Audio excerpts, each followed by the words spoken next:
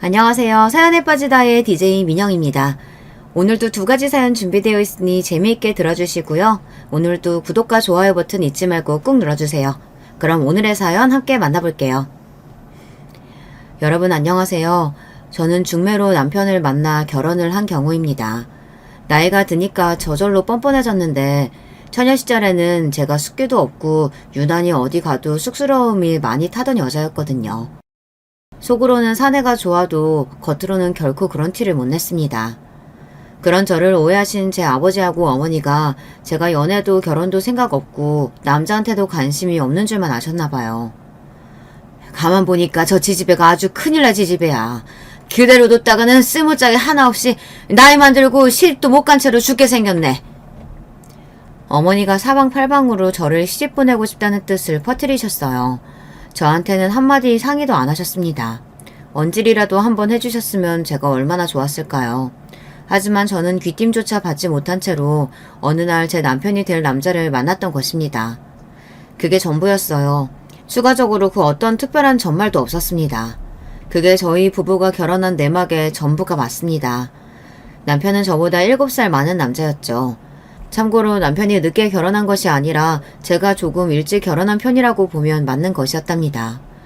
다른 집 딸년들은 걸핏하면 사내들한테 푹 빠져 이야기를 해대는데 저는 단 한 번도 지나가는 말로나마 사내한테 관심이 있다는 이야기를 안 했으니 저에게 필시 중대한 문제가 있는 것이라고 판단하셨던 그런 부모님의 오해 때문에 저는 후다닥 결혼을 하게 된 것이었어요. 이런 전말을 남편은 아주 웃기고 황당한 이야기라고 보았습니다. 바보 천치도 아니고 그런 식으로 엉겁결에 등 떠밀려 결혼하는 경우도 있어. 이 사람 아주 예로부터 아둔했구만. 두고두고 남편이 저를 놀렸어요. 결혼하고 나서 한 10년 정도까지는 제가 남편한테 군말도 없었어요. 아니, 자존심 내려놓고 솔직하게 고백하자면 남편에게 찍소리도 못하는 여자였습니다.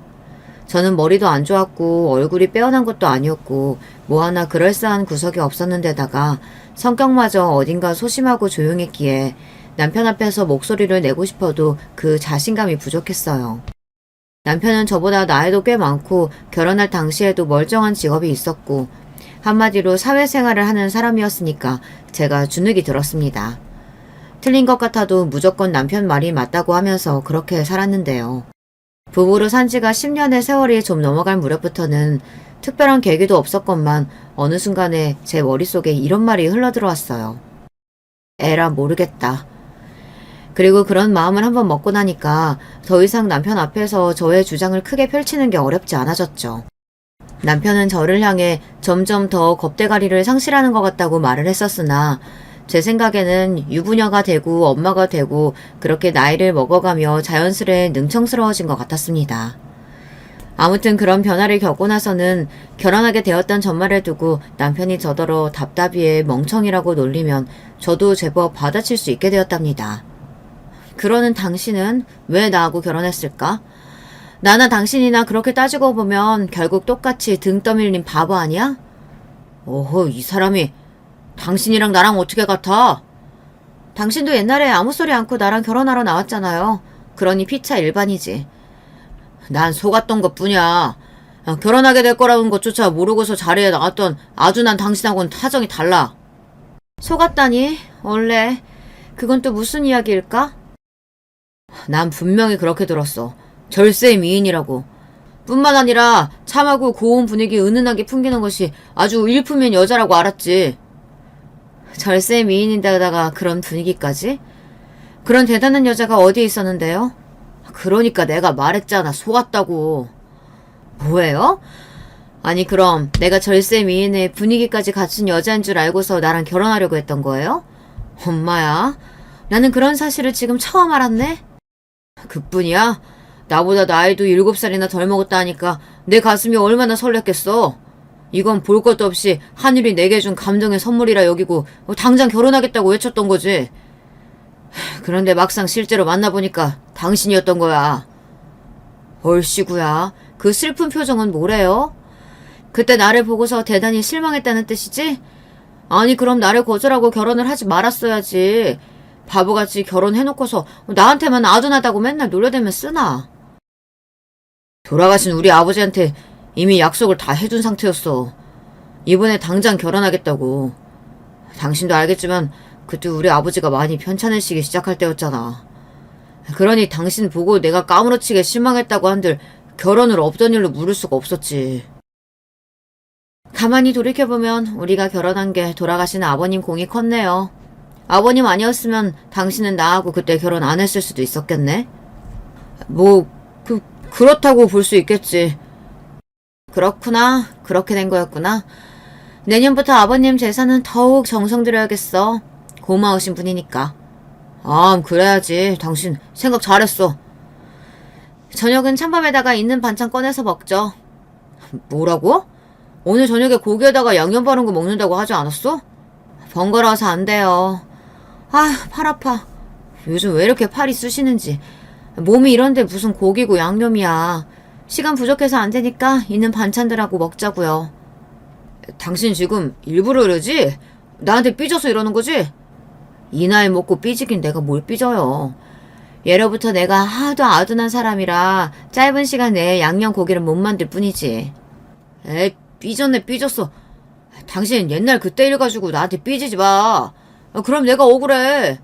당신이 절세인민이라고 거짓말 퍼뜨렸던 게 누구겠어? 장모님밖에 더 있겠어?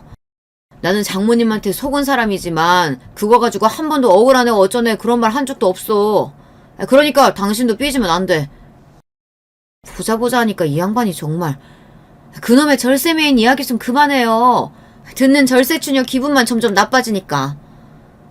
아니 나는 기분 나쁘게 만들려고 하는 건 절대 아니고. 이 사람아 왜 화를 내고 그래? 전에는 안 그러더니 정말 나이 먹을수록 왜 이렇게 사람이 화만 많아져? 대체 어떻게 하면 화 풀 건데, 어? 내가 어떻게 해야 저녁밥상에 고기가 올라오는 거냐고. 제가 단단히 삐지고 화가 났다는 듯 양팔을 교차해서 팔짱을 강하게 끼고 고개를 세게 휙 돌리며 흥 하고 나면 남편은 보이지 않는 땀을 삐질삐질 흘리면서 어쩔 줄 몰라 했습니다. 그러면 저는 속으로 어느새 화 같은 건 사르르 다 녹아내려서 남몰래 웃음이나 짓고 있었죠. 나이를 먹어가는 것과 능청스러워지는 것이 어떤 측면에서 보자면 아주 긍정적인 변화 같다는 생각이 들고 있었답니다. 결혼하고 얼마 안 되었을 때까지만 해도 밤에 자려고 누웠을 때 울음인지 한숨인지 분간하기 힘든 것들을 조용히 토해낼 때가 많았어요. 갑갑했거든요. 남편하고 연애 결혼을 한 경우가 아니었고 결혼을 목적으로 서로를 만나기 전까지 서로의 존재를 몰랐으니까요. 상대에 대해서 아는 게 없었습니다. 게다가 저는 제가 결혼하게 되는 건지도 모르고서 남편을 처음 만났다가 바로 결혼 이야기가 진행되었기 때문에 제 의사와는 상관없이 일이 다 벌어진다는 게 당혹스럽기도 하고 무섭기도 했어요. 그렇다고 저 같은 성격이 그 시절에 못 살겠다 하며 결혼 생활에 박차고 떠나갈 수도 없는 일이었습니다. 울상이 되어서 주눅이 들어있던 저는 시어머니께 자주 혼났습니다. 생긴 게 굼뜨게 생겨 먹었으면 움직이는 거라도 빠릿빠릿해야 되는 거 아니냐? 아이고 저 화상. 볼 때마다 내가 속이 답답해 죽겠다. 결혼을 할 거라고 생각도 못했던 제가 어떻게 집안일을 잘하고 시댁의 비위를 잘 맞출 수 있었겠나요? 뭐든지 어설펐어요. 그럴 때마다 엄청난 불효령이 떨어졌죠. 저는 혼나는 게 습관이 되어서 항상 움츠러들어 있었습니다. 제가 그렇게 되니까 시어머니의 입장에서는 저는 점점 더 답답하게만 구는 구제불능의 맹추로 보였던 거예요. 결국은 수저로 머리를 얻어맞고 발로 엉덩이를 걷어차이는 지경에 이르렀습니다. 그러면서도 저는 속으로 내가 못나서 이렇구나 이런 생각만 했었습니다. 사람이 처음부터 잘할 수는 없는 건데 세상이 돌아가는 것도 잘 모르고 인간관계에도 어설프기만 했던 저는 그때 당시에 생각하는 수준이 아주 좁아서 내내 시어머니께 일방적으로 당하고 살았습니다. 저만 보면 답답해 죽겠다고 눈을 부라리셨고 남편을 향해서는 측은지심과 따뜻한 애정이 뒤섞인 눈빛을 보내셨습니다. 시어머니의 입에서 나오는 우리 아들이라는 소리가 저는 그렇게 부럽게만 들렸던 것 같아요. 저는 태어나고 자라는 동안 단 한 번도 그렇게 애정이 넘치는 목소리로 저희 부모님이 저를 향해서 우리 딸이라고 하시는 걸 들어본 역사가 없었으니까요. 막무가내로 저를 홧김에 시집 보내놓으셨으면 궁금해하면서 걱정이나 좀 해주실 것이지 부모님은 제가 알아서 잘 살 거라고 여기셨습니다. 저 너무 힘들어요. 시댁 사람들은 다 무서워요. 결혼하고 나서 처음으로 힘들다는 고백이 친정 부모님을 향해 튀어나갔을 때였어요. 그러자 어머니가 말씀하셨습니다. 시댁은 원래 그래. 안 그러면 그건 시댁이 아니지. 제 두 귀를 의심해야만 했습니다. 망설이다가 사실 엊그제 시어머니께 엉덩이를 걷어차였다고 조심스레 말씀을 드렸는데요. 그러자 이번에는 어머니가 이렇게 말씀해 주셨습니다. 결혼하고 딱 3개월 만에 눈탱이가 밤탱이 된 사람도 내가 최근에 봤었어. 네? 그런 사람이 있었어요? 어디서 보셨는데요? 누가 그렇게 됐는데요? 너 연숙이 알지? 당연히 알죠. 커서는 대면대면 해줬지만 제가 어렸을 적엔 연숙이 언니를 졸졸 따라다녔을걸요? 제 친언니처럼 여겼잖아요. 그런데 연숙이 언니가 왜요? 걔가 올해 시집 갔잖냐. 1년인가 만났던 남자하고 결혼하더니 3개월 만에 눈탱이가 밤탱이가 됐더라. 살려달라고 자기 친정집에 거지꼴이 다 돼서 왔다지 뭐야. 그래서 최근에 여기 동네가 시끄러웠어. 이럴 수가. 연숙이 언니가 그렇게 됐다니. 그럼 연숙이 언니는 여기 와 있는 거예요? 온 김에 제가 오랜만에 연숙이 언니 얼굴이나 한번 보고 갈까요? 얘가 무슨 소리 하는 거야? 당연히 자기 남편 있는 집으로 돌아갔지. 거기가 있어야 할 곳인데. 여자는 원래 출가 외인이야. 너무해요. 어떻게 그럴 수가 있어요. 연숙이 언니는 제가 아는 한 성격이 무척 월가닥인데 어찌 그러고 사는지 모르겠네요. 어찌 노력하다 보면 저찌 사라지는 게 인생 아니겠냐. 그러니까 너는 연숙이 통해서 배우는 게 있어야 돼. 네? 어머니 제가 뭘 배워야 할까요? 눈탱이가 밤탱이가 되면 친정으로 달려가는 거요? 연숙이 언니보다 더 빠르게 달려가면 되죠? 네가 미쳤구나. 너는 간혹 이렇게 아주 맹하게 굴 때가 있는데 그냥 맹한 게 아니고 아주 이상하게 맹하더라. 연숙이는 시집 잘못 갔잖아. 연애 노름하더니 결혼까지 갔건만. 그래봤자 그 모양 그 꼴로 살지. 근데 너는 한번 봐라. 네가 얼마나 편하고 행복하게 사니? 시댁에 쌀이 없어 뭐가 없어. 그 정도 집안이면 아주 든든하게 잘 해놓고 사는 데다가 네 남편도 따박따박 밖에 나가서 돈 벌어오는 건실한 남자잖냐. 잘 모르는 사이라서 낯설고 어렵고 힘들면 뭐 어때? 시댁이 무서우면 뭐 어때? 그게 바로 사실은 행복일 수 있는 거야. 힘들고 무서울 때는 잘난 연애 노름 하다가 결혼해서 3개월 만에 눈탱이 밤탱이 된 연숭이 떠올리면서 너는 행복한 사람이라고 스스로에게 체면을 걸어보라고. 그리고 마지막으로 어머니는 저에게 제발 쓸데없는 일로 찾아오지 말라고 하셨습니다. 여자는 출가 외인이니까 함부로 이렇게 친정에 불쑥 발걸음을 하면 안 된다고 그러셨죠. 어머니의 주장에 아버지는 적극 동의를 하신다는 듯 고개를 끄덕이고 계셨어요. 떨어지지 않는 발걸음으로 친정을 나서야만 했습니다. 애초에 왜 결혼 같은 걸 했을까 싶었네요. 집에 다 도착해서 너무 들어가기 싫어 눈물이 나올 것만 같았는데 머릿속으로 연숙이 언니를 떠올리면서 억지로 저는 행복한 거라고 중얼거리며 안으로 들어갔던 기억이 납니다. 그날도 시어머니께 죽도록 잔소리를 들었죠.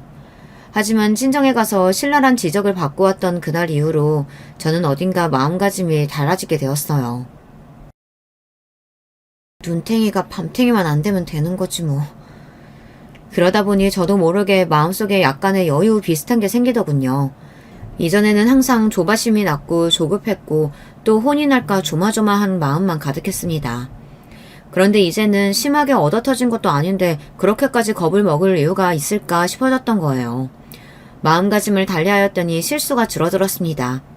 적어도 이제 어이없는 자잘한 실수들은 하지 않게 되었어요.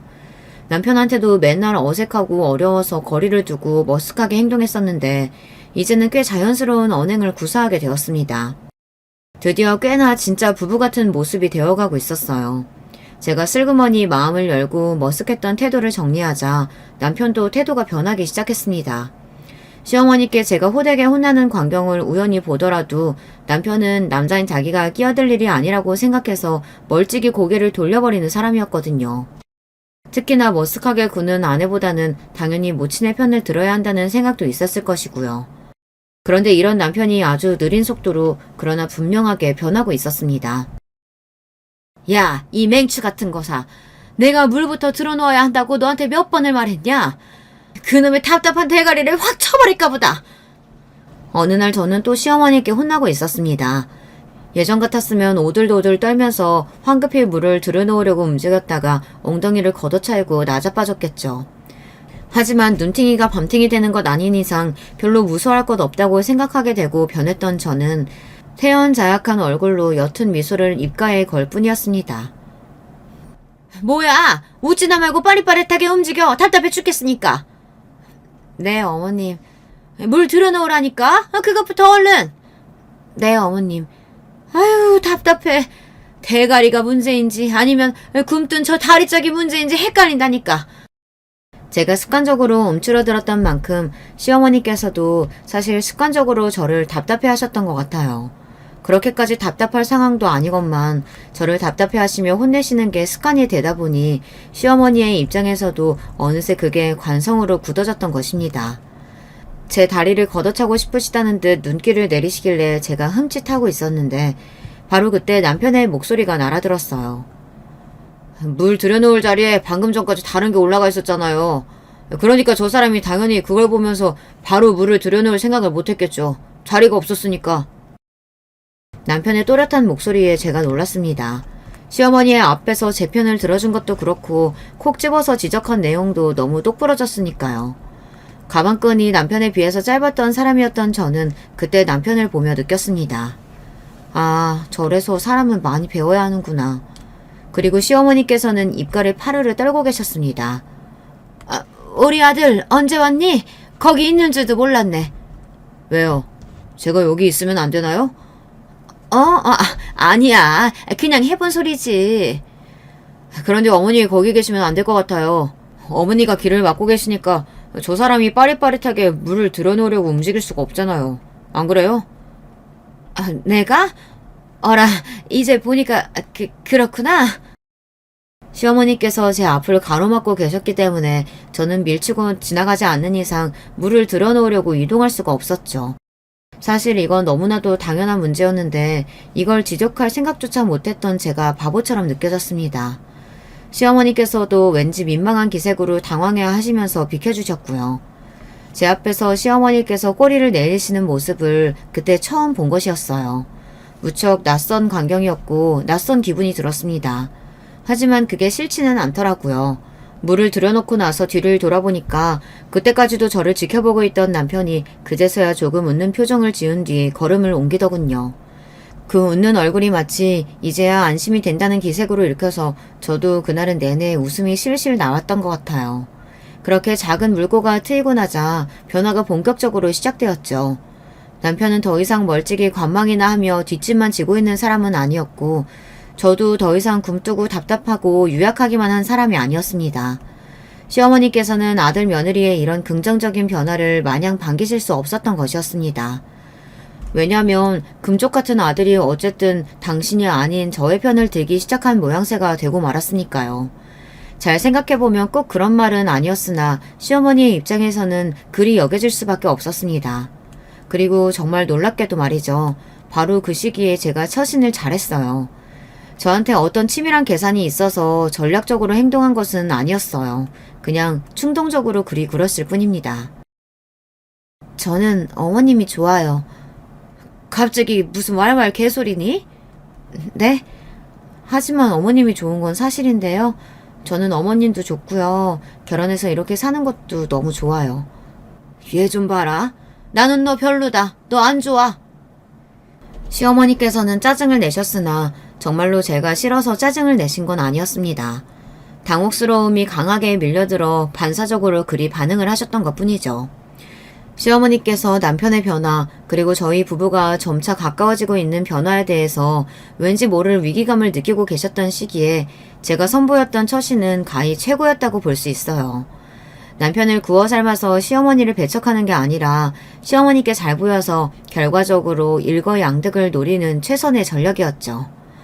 하지만 앞서 밝혔듯 저에게 그런 계산이 있었던 것은 아니었습니다. 안타깝지만 당시에 저에게는 그럴 만한 머리가 없었거든요. 연숙이 언니가 자기 남편이 술주정을 부리면서 그날따라 심하게 막말을 일삼더니 결국엔 팔을 높이 쳐드는 걸 보고 부엌으로 달려가서 홍두깨를 집어들어 그걸로 자기 남편의 얼굴을 때렸다는 이야기를 들은 이유였거든요. 정확히는 주둥이를 조준한 것이었다고 합니다. 입술 안쪽이 다 찢어졌다고 했어요. 눈탱이가 밤탱이가 되었다는 결혼 직후의 일화에 이어서 이제는 홍두깨 반격 사건이라니. 연숙이 언니의 결혼 생활이 어떤지 듣고 나자 갑자기 제 시어머니가 심사임당으로 보였으며 제 남편이 율곡이의로 보였습니다. 암만 해도 결국 제 친정 어머니가 해주신 말씀이 맞는 듯 했어요. 불행도 행복도 사실은 상대적인 것이었죠. 그래서 저도 모르게 가슴속에서 우러나왔던 진심을 꺼내보였던 것 뿐입니다. 그런 저의 속내를 아실 길이 없었던 시어머니께서는 저를 달리 평가하기 시작하고 계셨습니다. 알고 보니까 네가 아주 진국이었구나. 시어머니를 제대로 모셔야 결국은 진정한 평화가 이뤄질 수 있다는 거야. 네가 참으로 잘 알고 있구나. 왠지 어딘가 사소한 오해를 하신 것 같다는 느낌이 오기는 했지만 저로서는 맨날 경멸의 시선이나 답답하다는 눈초리만 받다 처음으로 긍정적인 눈빛을 받게 된 마당에 굳이 그 오해를 풀어드릴 이유가 전혀 없었습니다. 그래서 영문을 모르는 채로 시댁에 투철한 충성심과 애정을 가지고 있는 며느리가 저인 것처럼 그렇게 장단을 맞추며 살기 시작했던 것이죠. 제가 자식이 둘인데요. 첫째를 아들로 낳은 것도 좋은 점수를 따는 것에 큰 도움이 되었습니다. 이제 보니까 네가 사소한 일에 덤벙대며 실수가 잦은 것뿐이지 큼지막하고 중요한 일은 대범하게 잘 해내는구나. 어쩜 이렇게 한 번에 아들까지 낳았을까. 네가 보면 볼수록 대단한 인물이었어. 너를 허술하게 짝이 없는 맹추로만 내가 여겼었다는 게 이제는 믿겨지지가 않을 정도야. 이럴 수가. 시어머니로부터 이런 극찬을 받게 되다니 저는 믿을 수가 없었습니다. 너무 큰 감동을 받았고 수저로 얻어맞은 것이나 엉덩이를 걷어차였던 서름은 그날부로 다 잊고자 다짐을 하였네요. 이제 남편과 부부로 사는 게 많이 힘들지도 않았고 시댁이 더 이상 무섭지만은 않다고 친정 부모님께도 저의 변화를 기쁘게 말씀드릴 수 있어서 다행이었습니다. 친정 어머니가 흐뭇한 얼굴로 고개를 끄덕이셨죠. 그게 다 네가 아들을 낳아서 그런 거야. 그런가요? 하긴 아들이라는 소식에 다들 유난히 기뻐하시는 것처럼 보이긴 했어요. 그러니 내가 딸이 널 낳았을 때 얼마나 난처하고 힘들었겠니? 네가 드디어 자식 낳고 엄마가 되었으니 이제 내 심정을 처절하게 느끼고 알아줄 때가 되었구나.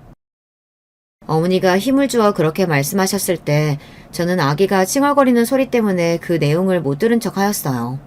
하지만 똑똑하게 다 들은 이유였답니다. 어머니의 말씀을 통해서 저보다 더 옛날에 결혼하고 애 낳으신 분들은 정말 말도 안 되게 더욱 힘드셨다는 생각이 들었습니다. 생각해보면 제가 나이가 들수록 능청스러워진 성격이다 보니 어릴 때로 거슬러 올라갈수록 맹한 성격이었는데요. 어렸을 때 그런 성격이라서 잘 못 느꼈던 것 뿐이지 사실 딸이라서 받은 차별도 많았어요. 아들은 집안의 대를 이을 대들보, 딸은 시집이나 가버리면 끝인 출가외인. 그러나 온갖 허드렛 일은 딸의 몫이었고 같은 실수를 해도 아들은 사내 녀석이 그럴 수도 있지라는 것으로 끝났으며 딸은 기집년이 정신 똑바로 차리고 살아라는 비난이 길게 쏟아졌습니다. 제가 아들을 낳고 나서 기뻐하는 사람들의 반응을 보니까 만감이 교차하더군요. 정신없이 엉겁결에 결혼해서 살아왔다 보니 차분한 시선으로 시댁을 그 전까지는 둘러보지 못했다는 깨달음이 오더라고요. 제 남편이 집안에서 아들이기 때문에 대접을 받고 특혜를 받아왔던 사실이 그제서야 피부로 느껴졌습니다. 제가 낳은 저희 부부의 아들의 이름은 시아버지께서 지어주셨어요. 많이 편찮으셨는데 손자의 탄생에 한박 웃음을 만면에 띄우고 계셨습니다. 손자 녀석이 태어나서 너무 기쁘고 하늘로 날아갈 것 같다고 말씀하시던 시아버지를 보며 시어머니께서는 눈매로 눈가를 분주히 찍어내고 계셨습니다. 그래서 제가 첫째를 아들로 낳은 게 좋은 점수를 받은 것에 아주 유효했다고 생각하는 것입니다. 둘째는 딸을 낳았는데요.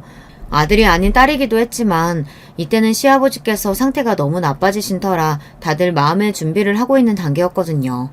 그래서 시아버지께서는 갓 태어난 당신의 손녀를 제대로 보지도 못하셨습니다. 시아버지께서 정신이 맑고 멀쩡하실 때에 손자의 탄생이라는 거대한 기쁨을 안겨준 것이 저의 엄청난 업적이자 효도였다고 시어머니께서는 그렇게 보셨어요. 특히나 손자의 이름을 직접 지어주셨다는 것에서 시아버지께서는 말도 못하게 뿌듯해 하셨거든요. 제가 둘째 딸을 낳고 나서 몸조리를 하고 있던 그 시기에 시어머니께서는 나날이 병세가 짙어가고 있던 시아버지를 설득하셨습니다. 황철길 가시기 전에 재산 정리하고 가셔야죠. 이 옆에 내야 정리하기는 뭘 하라는 거야. 나 죽으면 알아서 할 것이지. 아직 몸 가눌 수 있고 손가락에 힘 들어갈 때 얼른 정리해요. 우리 경식이한테 땅 주라고요. 경식이? 그 녀석은 내가 이미 장가들 적에 돈 줬었잖아. 바로 장가가면 돈 준다고 약속했던 거 그건 그거고 재산은 재산이죠. 다른 재산은 나눠 가진다고 쳐도 땅은 우리 경식이한테 따로 줘요. 그 땅 그거 몇 평 되지도 않는 거잖아. 그러니까 괜히 이런저런 생각하지 말고 우리 경식이 몫으로 주라고요. 나는 우리 경식이가 따로 챙겨받는 걸 보고 싶으니까. 몰래 그걸 주라고? 그건 상관없다만 당신이 쥐고 있어도 되는데 왜? 아유, 맨날 총명하니 총기가 넘치니 어쩌니 자기 자랑을 그렇게 해야 되는 양반이 죽을 때 되니까는 그놈의 총기가 다 빠져서 머리가 안 돌아가나 보네요. 모르겠어요? 며느리 때문에 이러잖아요. 며느리가 마음에 안 들었으면 내가 안 이러죠. 며느리가 인물이 괜찮으니까 내가 이러는 거 아니겠어요. 자기 시아버지가 세상 떠났는데 그러면서 재산을 슬쩍 미리 남겨주고 갔다고 해야 며느리가 놀라서 우리 집안을 더 떠받들죠. 걔는 앞으로 우리 집안에 더더욱 충성할 그릇이에요. 그때 괜히 눈이 잘못 비어서 저딴 계집에 며느리로 앉혔다고 그런 소리 하면서 불만 가질 때는 언제고. 이 옆에 내 사람 참 많이 변했네. 아이고, 알았어. 내가 알았다고. 그렇게 해주면 될 거 아니야. 저도 몰랐고 심지어 남편도 몰랐던 숨겨진 시댁의 재산으로는 작은 땅이 있었습니다. 그리고 그 땅을 시아버지께서 돌아가시기 전 제 남편에게 주셨습니다. 가방끈이 짧아서인가 아니면 둘째를 낳고 나서 눈이 침침해졌던 탓인가 저는 서류에 적힌 내용들이 당최 머릿속에 들어오지 않고 이해가 되지 않아 어리둥절해하고만 있었습니다. 반면 제 옆에서 서류를 차분히 다 살펴본 남편은 시어머니를 향해서 침착한 목소리를 냈습니다. 어머니, 이게 뭐죠? 물론 질문은 간단했죠. 그런 질문 정도는 저도 날릴 수 있었는데 똑똑한 척 할 기회를 놓친 것 같아 아쉽게 입맛을 다시며 시어머니를 쳐다봤어요. 그리고 이어진 시어머니의 대답을 듣고 나서야 이 서류가 뭔지 깨달았던 것입니다. 보면 모르니? 너한테 땅 주려는 거지. 재산. 깜짝 놀란 남편의 입이 처음 보는 각도로 크게 벌어졌습니다. 시어머니께서는 반드시 이걸 줄 수밖에 없었던 이유와 반드시 남편이 이걸 받아야 하는 이유를 열심히 말씀하고 계셨어요. 제가 눈치로 보건대 남편은 너무 의외로 재산을 받게 돼서 당황한 것 같았습니다. 자기 형제들을 제치고 혼자서 이걸 받을 수 없다는 기색이었고요. 사실 그 당시에 그 땅은 값어치가 얼마 되지도 않았습니다. 크게 유의미하다고 볼 수는 없었어요. 하지만 사람의 마음이라는 게 괜히 캥기고 불편한 것이죠. 그래서 제가 남편이 뭐라고 입을 열기 전에 선수를 치며 시어머니를 향해 이렇게 말씀드렸습니다. 그럼 이제 앞으로 저희가 어머님께 더 열심히 최선을 다해서 효도하면 되는 거죠? 응? 효도? 너희가 나한테? 제가 밝은 목소리로 말씀을 드렸건만 시어머니께서는 갑자기 이게 또 무슨 왈왈 개소리냐는 표정으로 반문하셨습니다. 그래서 저는 제 인생 처음으로 계산을 통해서 나온 행동을 했습니다. 남편 몰래 시어머니를 향해 윙크를 한 거예요. 한쪽 눈을 찡긋하자 시어머니께서는 징그러워하셨다가 이내 의미를 알아차리시고는 손으로 당신의 무릎을 탁 치셨습니다. 그렇지, 맞다, 맞아. 그건 내가 너희한테 효도 받으려고 주는 거란다.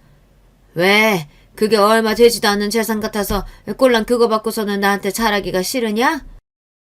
시어머니께서 큰 목소리로 그렇게 외치시자 그제야 남편이 뭔가 납득이 된다는 표정을 짓더군요. 저는 일부러 오만 호들갑을 닫대면서 바람잡이 역할을 해냈어요. 어머님, 꼴랑 얼마 되지 않는 재산이면 어때요? 마음이 중요하죠. 땡잔 한 푼 안 주셔도 저희는 알아서 어머님께 잘 해드렸을 텐데 이런 것까지 저희 생각해 주셨으니 더욱 깊은 효심 가지고 어머니께 앞으로 잘하겠습니다. 지켜봐 주세요. 그쵸 여보? 내 말이 맞죠? 그러니까 그게 나만 어머님께 효도하고 싶은 거야? 여보, 우리가 앞으로 몸살이지 말고 나서가지고 어머니 좀 챙겨드리고 그럽시다. 네? 당연히 그래야지. 남편이 덤떠름한 표정으로 수긍하는 것을 보신 시어머니께서는 자칫 잘못했다가는 남편이 자기 형제들에게 주둥이를 놀림으로써 모든 것이 다 어그러지고 부모 자식 간의 모든 의마저 상할 뻔했다는 사실을 깨달으셨죠. 그리고 저를 향해서 전에 없이 신뢰 가득한 눈빛을 보내셨습니다. 저한테 몰래 이렇게 속삭여 주시더군요. 네가 이제는 아예 맹추의 기운을 퍼서 던졌구나. 애벌레가 나비가 되었어. 너를 내가 옳게 봤다는 확신이 들어서 마음이 놓인다. 네 시아비를 내가 설득한 보람이 있구나. 저도 제가 이전과는 확실히 변했다는 느낌을 받고 있었어요. 여전히 어딘가 답답한 구석이 있을 때도 존재하지만 당장의 앞을 향해 나아가는 사람이 되어 있었습니다. 두 아이의 엄마가 되었다는 큰 변화가 저를 움직이게 만들기도 하였고요. 나이가 들면서 점점 더 능청스러워진 제 성격 덕분인지 남편하고는 이제 농담 따먹기를 자연스레 하며 살았습니다. 시어머니께서는 돌아가시던 그날까지 손자 바라기를 하시다가 눈을 감으셨죠. 제 추측이지만 시아버지께서 직접 이름을 지어주시면서 유독 예뻐하셨고 예뻐하셨던 존재가 바로 제 아들이었기에 시어머니께서도 마음을 그렇게 써주셨던 것 같습니다. 친정 식구들 중에서 제가 결혼을 제일 잘했고 제일 무난하게 잘 살았어요. 이런 저를 두고서 친정에서는 결혼은 정말 알 수 없는 거다라는 소리를 종종 했었죠. 제가 어리둥절하게 눈만 뜨고서 어디 팔려가듯 결혼을 해버렸을 때에는 제가 이렇게 잘 살 거라고는 아무도 예상하지 못했으니까요. 친정아버지는 돌아가시기 전 저를 향해 제가 이런 인물일 줄 알았다면 어렸을 적에 기여해 줄 것을, 그러지 못했던 게 후회가 된다고 말씀하셨답니다. 대체 아버지의 그 말씀을 좋아해야 하는 건지 아닌 건지 저로서는 묘한 웃음만 흘러나오는 난감함이었네요. 나이가 먹어감에 따라 긍정적인 변화가 있었고 그것으로 누릴 수 있는 게 많았는데요. 그럼에도 나이가 먹어가면서 겪어야만 하는 슬픔에 비하자면 기쁘게 누렸던 것이 퇴색되는 느낌이었습니다. 나이가 들면 어쩔 수 없이 이별을 자꾸만 경험하게 되니까요. 다른 사람과의 이별은 어찌저찌 견뎌냈습니다. 남편과의 이별의 순간이 왔을 때는 가슴이 무너져 내려 도저히 어떻게 해야 할지 몰랐어요. 남편이 처음 몹쓸병에 걸렸을 때 눈앞이 노래졌으나 그래도 희망이 있다는 사실에 그것만 붙잡으면서 견뎠습니다. 하지만 몇 번 안 좋은 치료 과정을 지나면서 남편은 많이 약해졌어요. 시간이 더 지나자 이제는 어쩔 수 없이 이별을 해야 한다는 걸 받아들이게 되더군요. 무너진 가슴으로도 이별을 맞이할 수 있다니 인간이 이토록 나약하면서도 강인한 존재라는 것을 그때 깨달았습니다. 그리고 그것은 너무나도 슬픈 깨달음이었어요. 나 죽으면 새로 딴 놈 만나서 그렇게 살아도 돼. 나는 원망 안 할 거야. 정말 죽을 때가 다 됐구만. 정신이 오락가락 하나 봐. 자기 마누라 나이가 몇 살인지도 몰라? 이 나이 먹고서 새로운 놈은 무슨. 저승에서 내가 갈 때까지 딱 기다리고나 있어요. 아니야. 정말로 당신 하고 싶은 대로 다 하면서 그렇게 살아도 돼. 다만 나를 잊지는 말아줘. 걱정 마요. 치매가 와도 내가 당신은 안 잊을 테니까. 내가 인생에서 다른 건 몰라도 결혼 하나는 기똥차게 잘한 놈이었네 그래. 그걸 이제야 아셨소? 아니 진작에 알았지. 당신하고 살면서 즐거운 일이 참으로 많았어. 우리 자식들도 그렇게 살아야 할 텐데 나이를 먹고서도 둘 다 시집장가를 안 갔으니 이거 하나 내가 안타까움으로 남기고 떠나. 내가 당신을 그렇게 만나서 결혼했듯이 모양새가 번듯하지 못할지라도 그 속을 들여다보면 진짜 인연인 경우가 있는 법이야. 그러니까 우리 자식들도 꼭 그렇게 자기하고 잘 맞는 짝 만나서 살았으면 좋겠는데. 내가 둘 다 결혼 잘 시킬 테니까 걱정 붙들어 매요. 내가 약속해요. 그래, 고마워. 내가 당신만 믿고 안타까움 한 줌 없이 후련하게 떠나오. 저는 남편의 유지를 반드시 지키겠다고 굳게 맹세를 했어요. 탄생이 있으면 죽음이 있고 만남이 있으면 이별이 있는 법. 이렇게 돌고 도는 인생 속에서 이제 저라는 사람의 남은 사명이 있다면 떠난 남편을 위해서라도 제 자식들을 결혼 잘 시키는 것이었습니다. 잘 시킨다는 게 잘나고 대단한 짝 만나게 한다는 것은 아니었어요. 그런 건 저나 남편이나 생각하지도 않은 부분이었죠. 제 자식들이 진정으로 마음에 들어하고 서로가 천생연분인 그런 결혼을 시켜주고 싶었습니다. 그런데 저희 딸이 아주 비협조적으로 나왔어요. 자기 엄마는 가방끈이 그렇게나 짧건만 대체 딸은 학구열이 왜 그렇게 높은지 모를 일이었습니다. 공부를 끼고 살았어요. 대학원까지 간다기에 알겠다고 했습니다. 거기까지는 좋았건만 아니 글쎄 이번에는 해외에 나가서 공부를 하겠다지 뭐예요. 그놈의 공부를 바다 건너서 하러 가나요. 하지만 딸의 고집을 막을 수는 없었어요. 되쪽 같고 자기 주장 강하고 매사에 무덤덤한 것이 저희 딸이 꼭 자기 외할머니를 닮았더군요. 제가 막을 수 있는 성격이 아닌 것 같아서 결국은 해외로 나가는 딸을 허탈하게 지켜봤습니다. 외국 놈이라도 좋으니까 남자친구나 제발 만들라는 바람을 전하면서 말입니다. 아들이 결혼 안 하고 있었던 것은 원래 결혼을 염두에 두고 사귀고 있었던 어떤 아가씨한테 크게 상처를 받았기 때문입니다. 참하고 단아하게 생겼던 그 아가씨는 외모로 사람을 판단하면 안 된다는 교훈을 아들에게 심어주었어요. 저희 아들과 사귀는 동안 다른 놈을 셋이나 동시에 만났더라고요. 그렇게까지 부지런하게 못된 사람은 처음 봤습니다. 배신감을 느낀 아들은 쉽사리 누군가를 깊이 사귀지 못했고 그 심정을 모르겠는 바가 아니라 저는 한숨이나 몰래 쉬어가면서 제발 아들과 결혼할 짝이 나타나기를 빌고 있었죠. 그러다가 드디어 며느리가 등장했을 때 제가 얼마나 기뻤는지 모릅니다. 저희 아들과 동갑 또래겠거니 했는데 2살 더 많더군요. 여자 쪽이 연상이어도 좋았어요. 괜찮았어요. 친정 집안은 콩가루가 따로 없어서 양친이 이혼한 뒤 각기 재혼까지 하신 상태였습니다. 형제가 셋인데 서로 잘 안 보고 살더라고요. 결정적으로 집안에 돈이 좀 없었고요. 빚만 없어도 부자라고 하잖아요. 그래서 저는 제가 꿀릴 거 없다고 생각해요. 그리고 제가 집안 배경이 구린 것뿐이지 제 자신이 구린 건 아니니까요.